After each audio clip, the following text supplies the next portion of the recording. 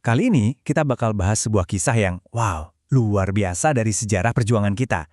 Sebuah cerita tentang seorang panglima perang yang namanya mungkin nggak seterkenal pahlawan lain, tapi keberaniannya itu legendaris. Oke, kita langsung aja ya ke pertanyaan intinya. Pernah kebayang nggak sih, ada seorang pahlawan kita, komandan perang yang hebat, yang setelah dieksekusi, kepalanya itu dipenggal dan dibawa ke Eropa, dijadikan trofi. Siapa dia? Dan kenapa ceritanya ini penting banget buat kita tahu? Nah, kita mulai dari sini. Dari julukan yang bikin merinding. Panglima tanpa kepala. Kedengarannya emang mengerikan ya, tapi julukan ini justru jadi simbol perlawanan yang nggak akan pernah bisa dipadamkan sepenuhnya.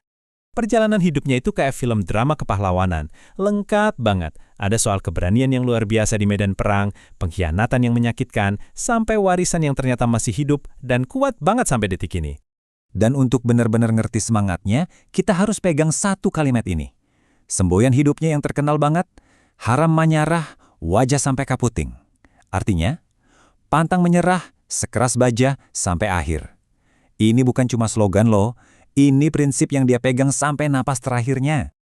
Oke, sekarang ayo kita putar waktu sedikit ke belakang. Siapa sih sebenarnya Demang Lehman ini? Dari mana datangnya pejuang setangguh ini? Jadi nama aslinya itu Aidis. Dan yang paling keren, dia ini lahir dari kalangan rakyat biasa di Martapura. Bukan bangsawan, bukan siapa-siapa. Nah, ini poin krusial. Karena artinya, semua pencapaiannya itu murni dari kemampuan dan nyalinya dia, bukan karena hak istimewa atau privilege. Terus gimana ceritanya dari rakyat biasa bisa jadi panglima perang yang ditakuti? Kuncinya satu, kepercayaan. Pangeran Hidayatullah II, pemimpin perlawanan perang Banjar, ngelihat ada sesuatu yang spesial di dalam diri Idis ini. Bakat, loyalitas, luar biasa. Makanya dia langsung diangkat jadi komandan. Sebuah lompatan besar yang murni didasari oleh kemampuannya. Dan begitu dapat kepercayaan itu, wah, Demang Lehman nggak buang-buang waktu. Dia langsung jadi mimpi buruk buat pasukan kolonial. Dia ini salah satu tokoh sentral dalam Perang Banjar, sebuah konflik besar yang meletus tahun 1859. Perang ini pecah gara-gara Belanda ikut campur urusan tahta sama monopoli sumber daya. Dan ya, Demang Lehman ada di barisan paling depan perlawanan rakyat Banjar. Dan ini dia momen kejayaannya. Kemenangan yang paling dikenang itu waktu dia dan pasukannya berhasil merebut benteng pertahanan Belanda di Tabalong. Ini benar-benar pukulan telak buat Belanda dan jadi bukti kejeniusan taktik perangnya Demang Lehman. Tapi, seperti dalam banyak cerita heroik, selalu ada plot twist yang tragis. Kalau nggak bisa dikalahkan dengan kekuatan, musuh biasanya pakai cara lain. Ya, tipu muslihat dan pengkhianatan. Belanda itu udah frustrasi banget karena nggak bisa-bisa nangkep Demang Lehman. Jadi mereka keluarin sayembara. Imbalannya sangat besar bagi siapa aja yang bisa nyerahin dia, hidup atau mati. Benar-benar strategi adu domba yang klasik. Dan yang paling menyakitkan, cara licik itu berhasil. Akhir perjuangannya bukan di medan perang. Dia nggak kalah dalam pertempuran. Dia dikhianati.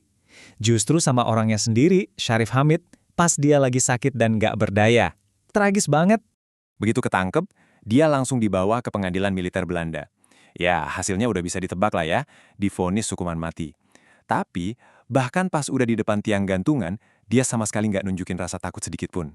Kematiannya itu bukan akhir dari cerita, justru sebaliknya. Dari sinilah, legendanya benar-benar dimulai dan warisannya jadi abadi. Catat tanggal ini, 27 Februari 1864. Di hari itulah dia dieksekusi di Martapura. Demang Lehman menghadapi tiang gantungan dengan kepala tegak sambil meneriakkan semboyan perjuangannya untuk yang terakhir kalinya. Nah, disinilah ceritanya jadi mengerikan. Dan kembali ke pertanyaan kita di awal tadi. Setelah dia digantung, seorang perwira Belanda memerintahkan kepalanya dipenggal, terus diawetkan dan dikirim ke Belanda sebagai bukti kemenangan mereka atas pejuang yang paling mereka takuti. Tapi, semangatnya nggak akan pernah bisa dibunuh. Demang Lehman sekarang secara resmi diakui sebagai pahlawan nasional Indonesia. Semboyan hidupnya, wajah sampai kaputing, sekarang diabadikan jadi moto Provinsi Kalimantan Selatan. Sementara itu, misteri kepalanya yang diyakini masih tersimpan di Museum Leiden terus jadi pengingat abadi akan perjuangannya yang nggak kenal kata menyerah. Jadi intinya begini, perjuangannya sudah diakui, warisannya hidup di mana-mana. Tapi, ada satu bagian dari dirinya yang belum pulang. Dan ini ninggalin kita dengan satu pertanyaan besar yang belum terjawab. Akankah sang panglima suatu saat nanti bisa utuh kembali di tanah tempat ia berjuang dan berkorban?